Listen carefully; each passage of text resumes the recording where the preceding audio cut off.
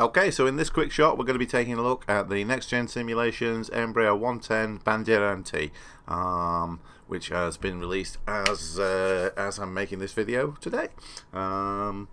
Now, I'm not the world's expert on the Bandeirante, but I will try and tell you what I do know about it and what's on this thing, but this is just a quick look, so bear that in mind. So we can see it's a very nice model. It's one of 3 variants that you get in the package. Package itself I paid £31 for, sterling that is, so it's probably, you know, $28, something like that, 28 euros, whatever. It's going to be around about that kind of price. Bit dearer in the UK when you add the VAT to it, and that was off Sim Market. It's probably going to be a little bit cheaper when it gets to other places. Anyway, 3 variants you get: a pure passenger version, a hybrid passenger cargo version, and a cargo version, and you get several paint jobs for each. So that's pretty good. The models are nice. The paint jobs are all a little bit on the clean side for my liking, but they're good, and they're well detailed. So it's up to your sort of painters and modders to address that one, and I'm sure they will. Could do with a few military paint jobs, in my opinion. There are a couple of things that are, as nice as the model is, there are a couple of things that are incorrect. For example, as far as I am aware, the Embraer 110 Bandeirante had interlinked aileron and rudder control system. So if you move the ailerons, the rudder should move. I'm pretty sure I'm right in saying that. If I'm wrong, someone can feel free to correct me. Another thing that I noticed on it, and this really is picky, but there is an inertial separator on the engines on this thing, and the door for it is down where I'm pointing my mouse there. It's on the sort of inside of the cowling, and when you turn on the inertial separators on this thing, the doors don't open, and they should be open on there. If you don't know what an inertial separator is, what it is if any crap comes in this air intake here, instead of sort of going up and round into the air intake that's on the back of the engines in this thing, what it does is it gets chucked out through the side, so you don't get any crap coming into the engine. Anyway, and at the moment you can see that the engine's got the covers on, and the doors are open, and we've got chocks on, and there's a few remove before flight things. So good model. I'm being picky in pointing that out about the ailerons. You're not even going to see that when you're flying. You wouldn't see the inertial separators either. So it's a good model. Right. It's also got a very nice cabin. If we go inside, if you like pretending to be a passenger, there you are. You can see nicely modelled cabin. Good detail on it. So if you like your wing views and stuff like that, you can do all that kind of thing. Anyway, back in the inside of the thing, it's a nice cockpit as well. The cockpit is not super detailed by Microsoft Flight Simulator standards. It's not super detailed texture wise. You can see that if I zoom in on it, you could get a little bit picky about it, but I think it's good enough. There are certainly more detailed cockpits than this in terms of texturing and what have you, but it's good enough in my opinion. This, incidentally, is the little, which is sort of very trendy with Flight Simulator add-ons now, is to have some sort of iPad in the cockpit where you can turn things on or off. Pretty basic this. It's just turning off those wheel chocks, traffic cones, engine covers and all this sort of thing, and it operates the doors on the thing. So if you want to turn all that off, that's about as complicated as it gets, and you can turn the iPad itself off if you want to, and if you want to get rid of it, you can get rid of it like that. So now on the external view, we're all buttoned up and ready to go. Back in the cockpit, the vast majority of these switches here and dials work. All of that stuff on the pedestal works, with the exception of these throttle locks, which wouldn't really make sense anyway. You can hide the yokes if you want to, or you can show the yokes on both sides, and there are some switches that you'd want to be able to get to with that. I'm pretty sure every switch on that panel works on the overhead.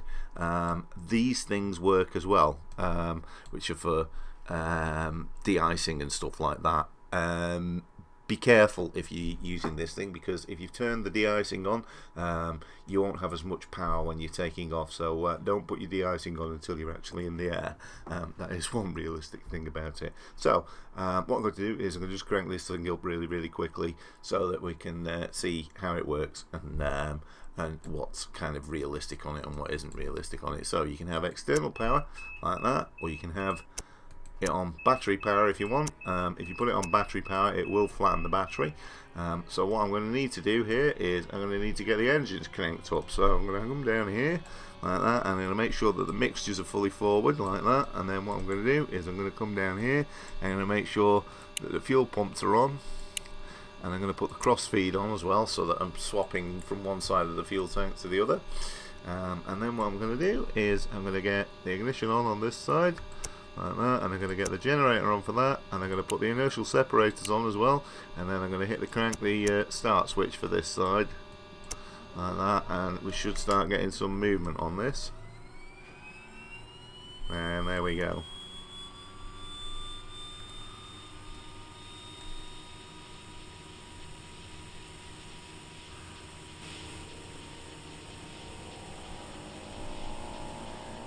Just got a bit of an iffy internet connection there for a second, and then what I can do is I can start the other side up. So get the inverters on there like that, and we'll get that up on start, and we'll get that up on the ignition there, and hopefully the other one will be cranking up.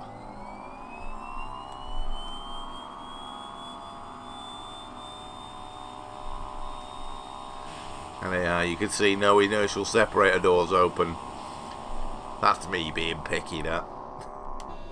So we get in the cockpit, and now of course what we'll be able to do is start turning the avionics on and what have you, like that. Now this is the default Garmin GPS that comes with Microsoft Flight Simulator, so it's pretty basic, but does everything that all the default planes do.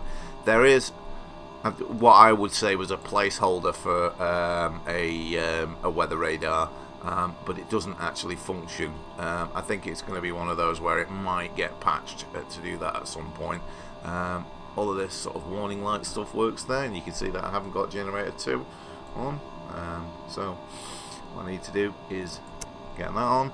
Now one thing that this does do is if you leave the starters on, it'll flatten the battery, so you don't want to do that. And then what we need to do is we need to go on that power there like that.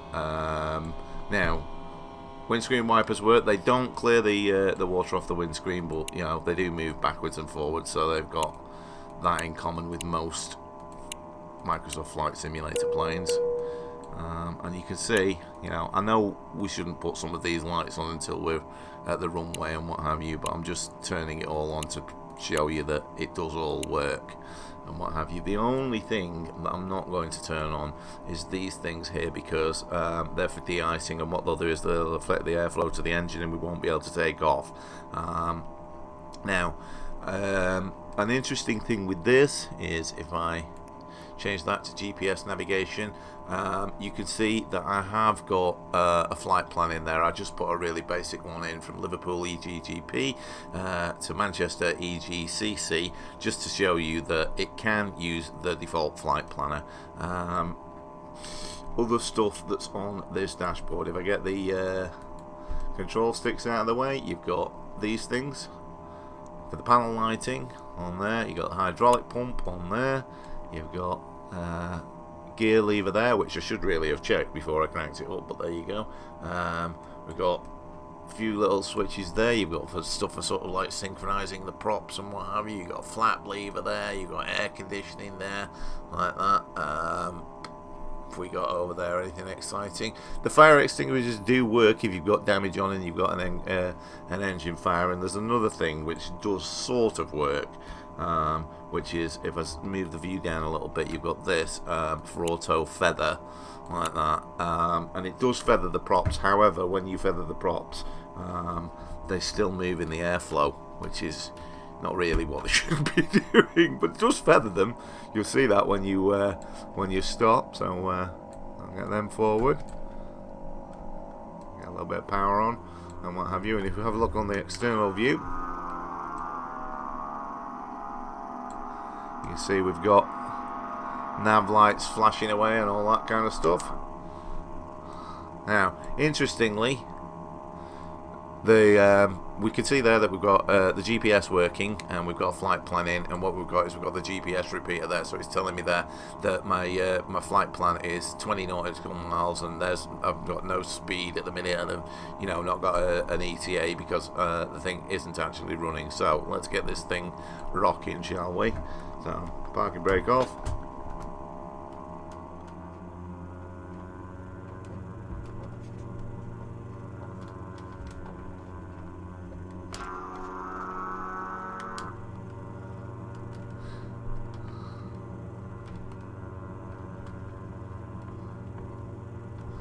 And I'm doing a very, very fast taxi here because this is supposed to be a quick shot video.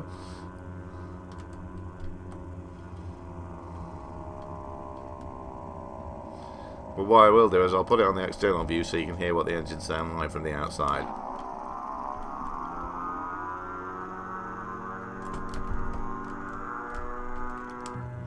So you can hear that the engine's actually pretty good. I mean, I've got it turned down a little bit because obviously I don't want to deafen you. But they are pretty good, sort of like Pratt & Whitney turbine sounds. So that's good. We're probably going to want some flaps to take off from here, although it is a long runway.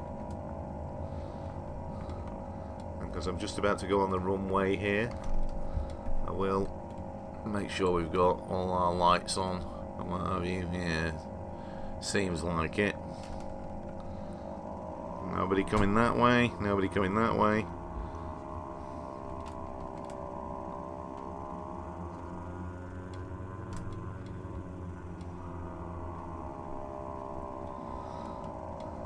One thing that we didn't see, and I'll just bring it to a halt there, is in the cockpit. I can move these arms out of the way, and you can see the trim wheel there. And if you'll notice, I'm moving the trim wheel there. That's a Satec/Logitech external autopilot hardware thing that I've got that's moving. So what that tells you is that the external autopilot does work with this thing. I will press the autopilot button on that now, and you'll see it does engage it. I've disengaged it there. So if you've got those external Satec panels, certainly I don't know about the radio one, but I know for sure that the autopilot one with the trim wheel and the flaps and all that kind of stuff and the auto throttle, I know it does work. So there you go. Anyway, let's get this thing in the air.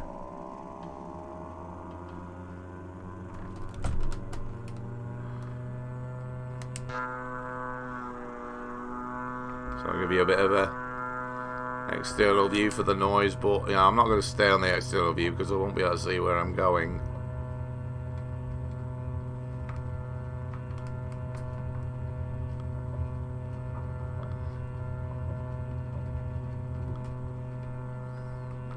There's a hell of a crosswind here at the minute, as you can probably see. So we get the gear up.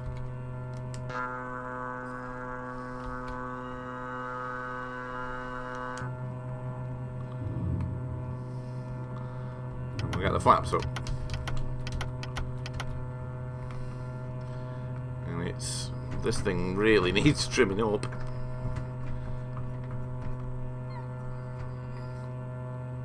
There you go. I'm using my trim wheel there. You can see it's pretty easy to get it to fly level, because here I am, hands off the controls. You can hear me clapping there in lieu of being able to see me with my hands off the controls. So I'll come back off the throttle a little bit.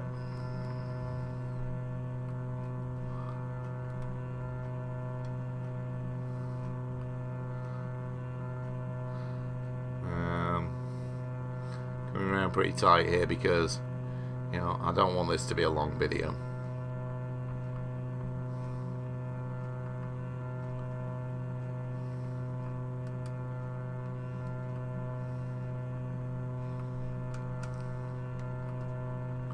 Because we're just going to do a circuit.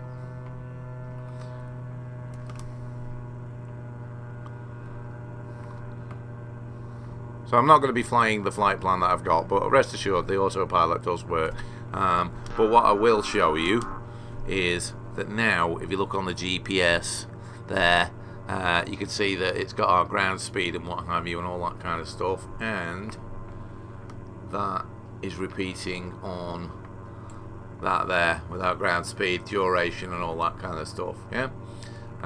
Now obviously when you do stuff like that, you end up sort of zooming in on panels and what have you, and it's kind of tricky to do, so I'm kind of operating the mouse. So it's nice that you've got that little bit of a repeater on there, instead of having to look at a tiny GPS and what have you, so I kind of like that.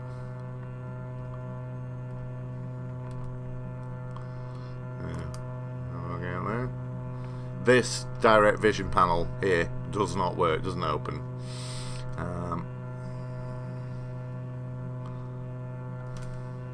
And neither does the one on the other side, but the just to show it does actually work, there you go, the de-icing does actually work, and I didn't put it on because it does affect the engine power, which is good.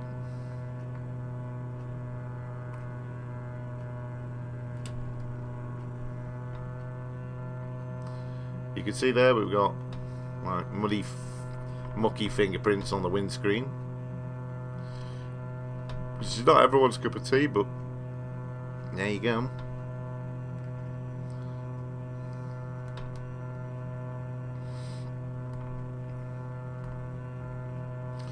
And when we get lined up with the runway, which won't be too far off now,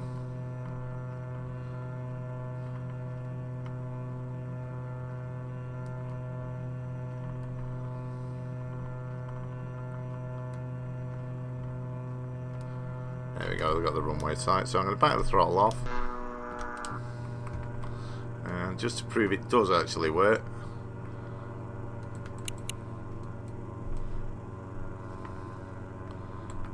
if I can go up there, I don't want to crash.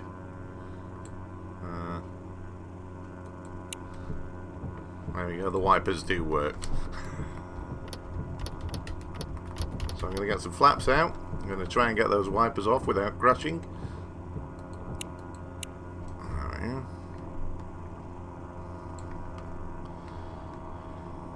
And we'll get the gear down. And if you think this approach is steep, yes it is, but if you're not that familiar with the Embraer 110 Bandeirante, it is essentially a rival to the Diabolin Twin Otter.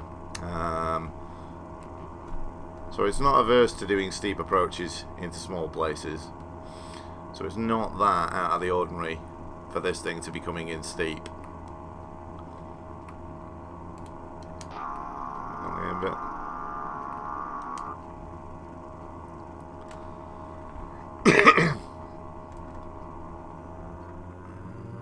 Just get a little bit of power on.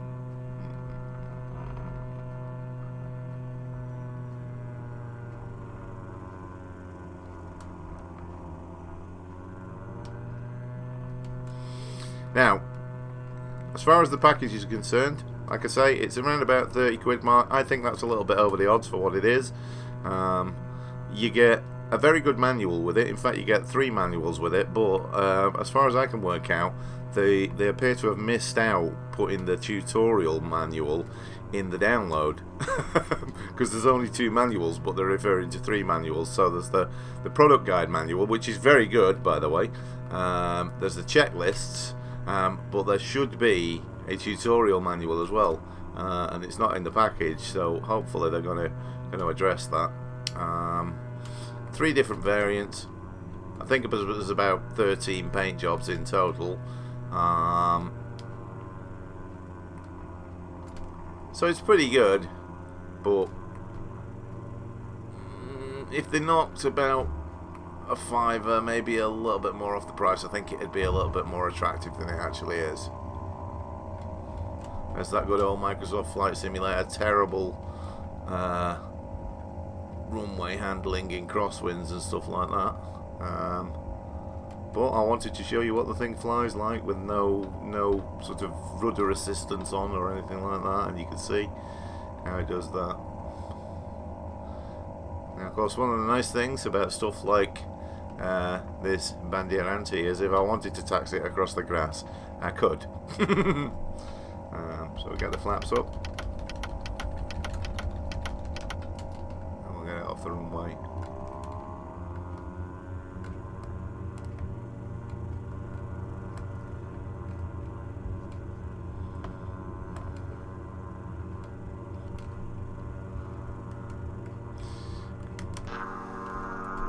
There's a bit of high-speed taxiing for you. So, pretty good sounds, really.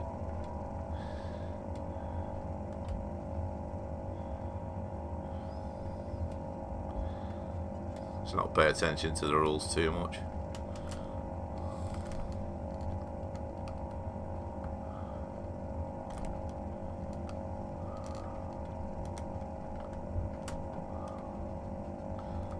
Bit of handbrake turn there. So we get the parking brake on, and then we'll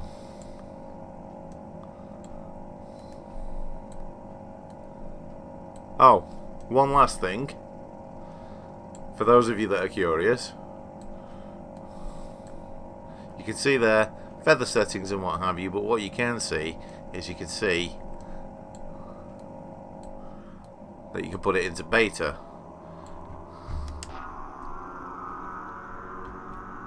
And that does work. So if you like doing power backs in things, you can do it in this. Just watch that you don't knock it on the tail.